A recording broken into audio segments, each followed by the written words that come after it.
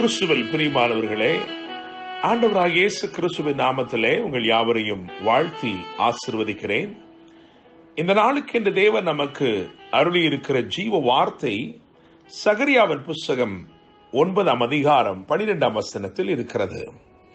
நம்பிக்கையுடைய சிறைகளே, அரணுக்கு திரும்புங்கள், இரட்டிப்பான நன்மையை தருவேன், இன்றைக்கே தருவேன். என கேட்கும் தேவ பிள்ளையே, இந்த நாள் இரட்டிப்பான நன்மைகளின் நாளாக இருக்கிறது. Today is a day of double portion blessings. It's a day of double delights.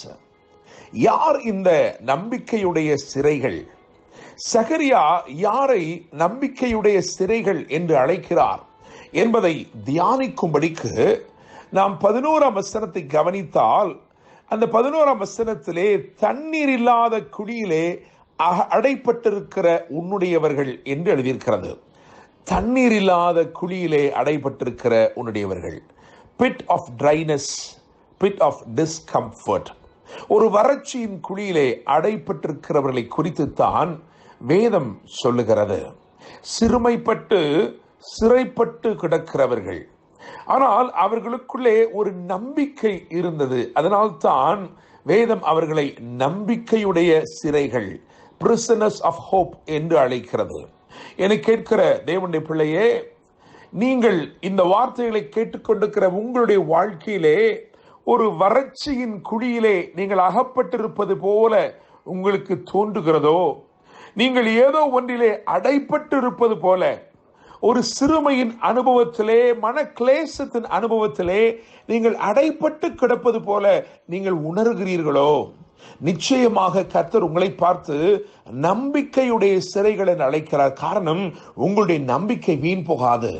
உங்களை விடுவிக்கும்படிக்கே ராஜாதி ராஜாவாய் புறப்பட்டு வந்திருக்கிற இயேசு கிறிஸ்து நிச்சயமாய் இந்த நாளிலே உங்கள் வாழ்க்கையிலே அற்புதத்தை செய்வார். நம்பிக்கையுடைய சிறைகளே, அரணுக்கு திரும்புங்கள், இரட்டிப்பான நன்மையை தருவேன், இன்றைக்கே தருவேன் என்று வாக்கு பண்ணியிருக்கிறார். என கேட்கிற தேவனுடைய பிள்ளைகளே, இந்த வேத பகுதியை நான் இன்னும் தொடர்ந்து வாசிக்கும் பொழுது ஒரு 4 காரியங்களை நான் கண்டுகொள்கிறேன். ஒரு 4 காரியங்கள் இங்கே விசேஷமாய் எழுதப்பட்டிருக்கிறது.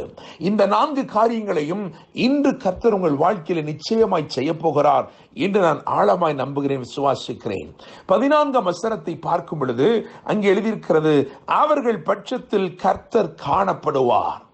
என கேட்கும் தேவனுடைய பிள்ளையே, இன்னைக்கு ஒரு வறண்ட சூழ்நிலையிலே அடைப்பட்டு இருக்கிறாயோ, வழியில்லாத நிலைமையிலே நீ திகைத்துக் கொண்டிருக்கிறாயோ, கர்த்தர் உனக்கு வாக்கு பண்ணுகிறார். உனக்கு நம்பிக்கை இருக்கிறபடினால், உன் இருதயத்திலே ஒரு நம்பிக்கை இருக்கிறபடினால் நிச்சயமாய் கர்த்தர் உன் வாழ்க்கையில் அற்புதம் செய்ய போகிறார், இரட்டிப்பான நன்மை தரப்போகிறார். அவர் வாக்கு பண்ணுகிற முதல் காரியம் இங்கே சொல்லப்பட்டிருக்கிறது, அவர்கள் பட்சத்தில் கர்த்தர் காணப்படுவார். ஆண்டவர் உங்ககிட்ட வந்து, அதாவது உங்கள் பட்சத்திலே வந்து உங்கள் சார்பாக நின்று தேவன் செயல்படுவதை நீங்கள் பார்ப்பீர்கள். கர்த்தர் உங்களோடு கூட இருந்து உங்களுக்காய் கிரியை செய்வதை பார்ப்பீர்கள். அதே போல 15ஆம் வசனத்தை பார்க்கும் பொழுது அங்கே எழுதியிருக்கிறது, சேனைகளின் கர்த்தர் அவர்களை காப்பாற்றுவார் என்று எழுதியிருக்கிறது. இவர் உங்கள் பட்சத்தில் காணப்படுகிறவர் மாத்திரமல்ல, இவர் உங்களை காப்பாற்றுகிறவராக இருக்கிறார். தேவனுடைய பிள்ளைகளே, மூன்றாவதாக அங்கே 15ஆம் வசனத்தின் கடைசி பகுதி பார்க்கும் பொழுது அங்கே எழுதியிருக்கிறது, அவர்கள் களிப்பினால் ஆரவாரிப்பார்கள் என்று எழுதியிருக்கிறது. ஆரவரிப்பார்கள் களிப்பினாலே. எனவே மூன்றாவதாக களிப்பாக்குவார் என்று நான் சொல்ல விரும்புகிறேன். இவர் காணப்படுவார், இவர் காப்பாற்றுவார், இவர் களிப்பாக்குவார். இன்று உன்னை தேவன் தம்முடைய மகிழ்ச்சியினாலே, தம்முடைய சந்தோஷத்தினாலே நிறைத்து உன்னை களிப்பாக்குவார் என்று எழுதியிருக்கிறது. நான்காவதாக ஒரு காரியத்தை சொல்ல வேண்டும் என்றால் 17ஆம் வசனத்தை பாருங்கள். அங்கே காருண்யத்தால் வளர்ப்பார். ஒரு காருண்யம், அவருடைய காருண்யம் உங்களை வளர்க்கும், யவனம் உள்ளவர்களாய் வளர்க்கும். ஒரு யவன வளர்ச்சிக்குள்ளே, ஒரு பலம் நிறைந்த ஒரு வளர்ச்சிக்குள்ளே கர்த்தர் உங்களை கொண்டு வந்து நிறுத்தப் போகிறார். எனவே இந்த 4 காரியங்களை நான் திரும்பமாய் வரிசைப்படுத்த விரும்புகிறேன்.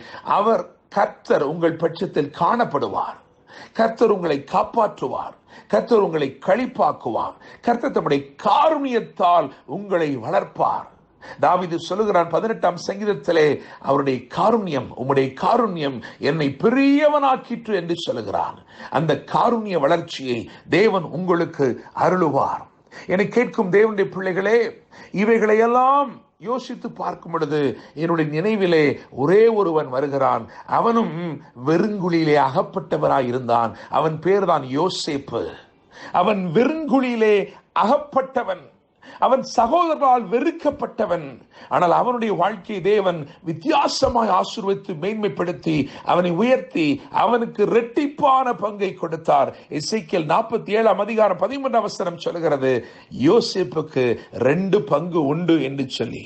என கேட்கும் தேவனுடைய பிள்ளையே, தண்ணீர் இல்லாத குழியிலே இன்றைக்கு அடைபட்டிருக்கிறாயோ, அந்த pit of dryness, pit of discomfort, அதிலே இருந்து நீ நினைத்து சிந்தித்து திகைத்து தவித்துக் கொண்டிருக்கிறாயோ, கர்த்தருடைய வார்த்தை உனக்கு நேராய், நீ வேலை பார்க்கும் இடத்தில் இருக்கிற உனக்கு நேராய், ஒருவேளை பள்ளிக்கூடத்திலே கல்லூரியிலே வேலை செய்து கொண்டிருக்கலாம், அல்லது ஒரு கட்டட தொழிலாளியாய் இருக்கலாம், அல்லது ஒரு வியாபாரியாய் இருக்கலாம். நீங்கள் யாராயிருந்தாலும் சரி, ஒரு ஊழியக்காரனாய் கூட இருக்கலாம், யாராயிருந்தாலும் கர்த்தருடைய வார்த்தை உங்களுக்கு நேராய் வருகிறது.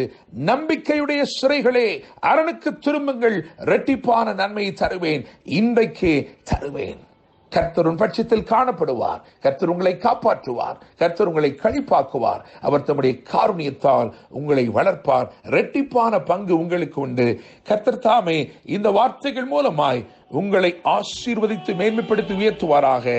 என்றும் அன்புடன் pastor Daniel Moses. God bless you.